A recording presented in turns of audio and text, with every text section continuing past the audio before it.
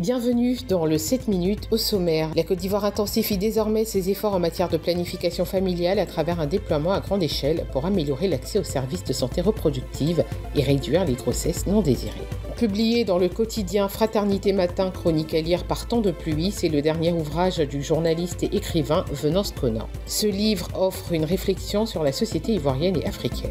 Et à l'occasion d'une cérémonie à Morocco, le ministre de la Santé a offert des dons aux populations locales, notamment de matériel agricole et des vivres. La signature d'engagement lors d'une table ronde stratégique marque une étape décisive dans le passage à grande échelle de l'intégration des services de planification familiale, santé maternelle et infantile et nutrition. Aux côtés du ministre de la Santé, Pierre Dimba, les partenaires techniques, financiers et représentants de la société civile ont réaffirmé leur soutien à cette démarche multisectorielle. Et avec le soutien de Monsieur le Premier ministre, Monsieur Robert Begré-Mambé, le gouvernement a réaffirmé son engagement à promouvoir la planification familiale comme une intervention stratégique, tant préventive que promotionnelle.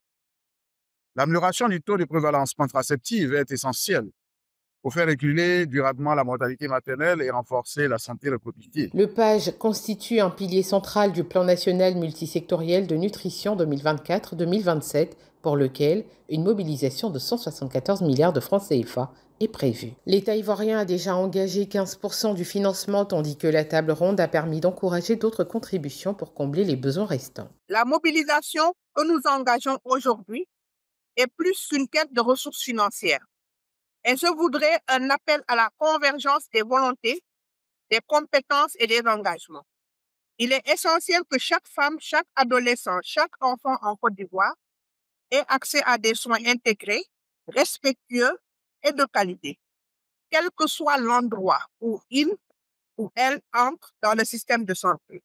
Cette communauté de pratique apporte son soutien dans la coordination des efforts, dans l'assistance technique, le plaidoyer et apporte sa contribution dans la mobilisation des ressources et des partenaires autour de l'intégration des services avec le focus sur la planification familiale post-grossesse et la nutrition.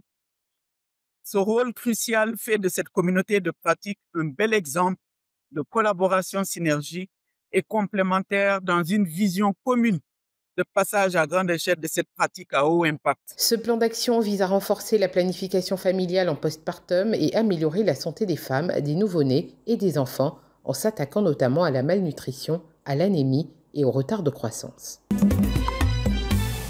Chronique à lire par temps de pluie est le dernier ouvrage de Venance Conan, journaliste et écrivain reconnu. Ce recueil rassemble une sélection de chroniques qu'il a publiées dans le quotidien Fraternité Matin. Selon l'auteur, ces chroniques revêtent une importance particulière. Les chroniques que j'avais faites dans Fraternité Matin jusqu'à mon départ de Fraternité Matin en 2021. Voilà, donc c'est les papiers que j'estime les plus importants, les plus significatifs et qui sont intemporels. C'est-à-dire, il ne faut jamais démoder. Ça parle de la situation en Côte d'Ivoire, en Afrique, dans le monde. C'est mes réflexions sur beaucoup de sujets. Parce que j'ai fini d'écrire en saison de pluie. Et puis, je discutais avec mon éditeur et puis on me dit, mais oui, mais ça, c'est des chroniques à lire par temps de pluie, ça.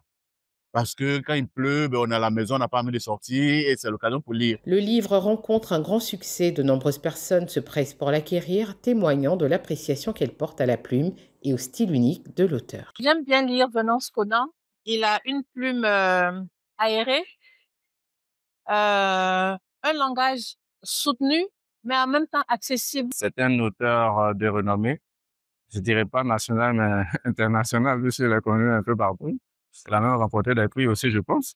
Voilà, donc ça m'a attiré le fait de l'avoir vu assez. Par son écriture, Venance Conan parvient à toucher le cœur des lecteurs, offrant une lecture pleine de réconfort et de sagesse, idéale par temps de pluie comme par journée ensoleillée.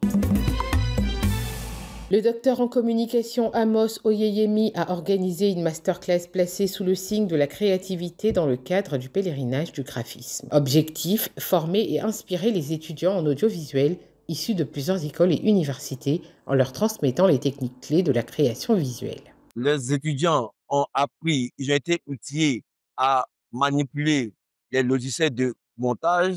Les étudiants ont été compétents à pouvoir faire des commandes sur Alibaba. Les étudiants ont acquis diverses compétences qui peuvent les rendre opérationnels sur le marché de l'emploi. À travers des démonstrations pratiques et des échanges interactifs, les participants ont pu renforcer leurs compétences, affiner leur sens artistique et bénéficier d'une expérience enrichissante. Aujourd'hui, nous sommes au pèlerinage de graphisme à l'apothéose et j'ai vécu une belle expérience et j'invite plusieurs personnes à venir l'année prochaine. En tout cas, j'ai appris de nouvelles choses innovantes pour ma formation.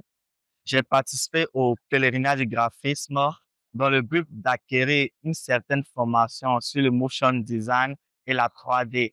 Le pèlerinage du graphisme est un projet innovant et immersif dédié à la célébration du design, du digital, de la photographie et de la production audiovisuelle. Une initiative unique qui explore la diversité et l'évolution du design graphique tout en révélant les créateurs de demain.